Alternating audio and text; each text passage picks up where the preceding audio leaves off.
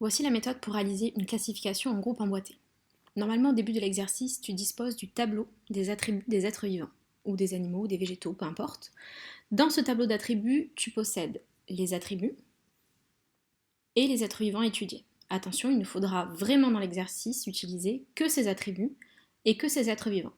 Soit le tableau est déjà complété avec les petites croix, soit c'est à toi de le faire comme nous l'avons fait en classe. Ensuite, dans tous les cas, il faut compter ici le total des attributs à chaque fois. Une fois que tu as terminé le tableau, nous allons pouvoir commencer à dessiner cette classification. Voilà la méthode. Tu vas d'abord choisir l'attribut qui a le plus gros chiffre. Alors attention, ici c'est la bouche, c'est effectivement l'attribut de la première colonne, mais ce n'est pas tout le temps le cas. Il aurait très bien pu être placé ici.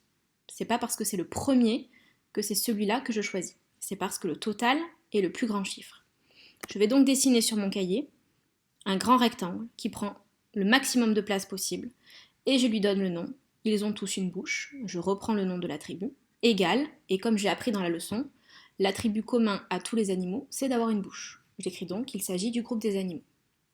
Pour continuer, je vais choisir le squelette osseux présence d'os, parce que c'est le deuxième plus gros chiffre après la bouche. Pour cette boîte, deux possibilités.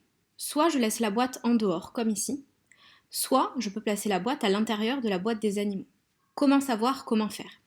Il faut regarder pour ça le tableau d'attributs. Et tu vois ici que tous ceux qui ont des os ont aussi une bouche.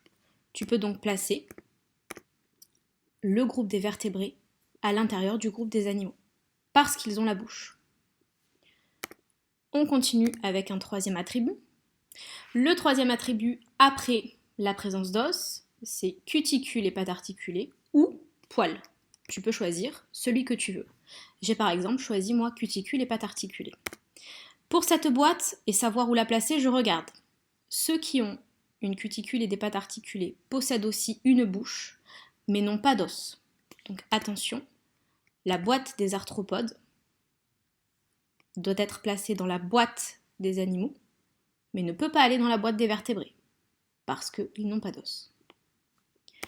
On continue avec le groupe de tous ceux qui ont des poils, parce que c'est le chiffre le plus grand après cuticule, à égalité notamment. Pour ce groupe-là, je procède de la même façon. Ceux qui ont des poils ont d'autres attributs peut-être déjà utilisés. En effet, ceux qui ont des poils ont des os et une bouche. Donc, je peux les placer ici. Je continue. Alors là, tous sont à égalité. Tu choisis celui que tu veux. J'ai par exemple pris corps annelé.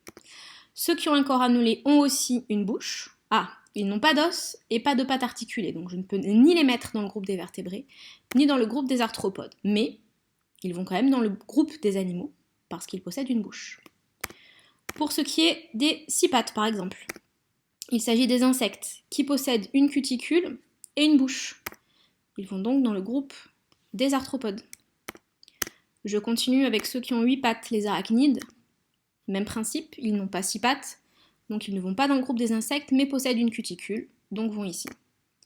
Ensuite, le groupe des oiseaux qui ont des plumes possède des os, donc je peux le placer dans le groupe des vertébrés.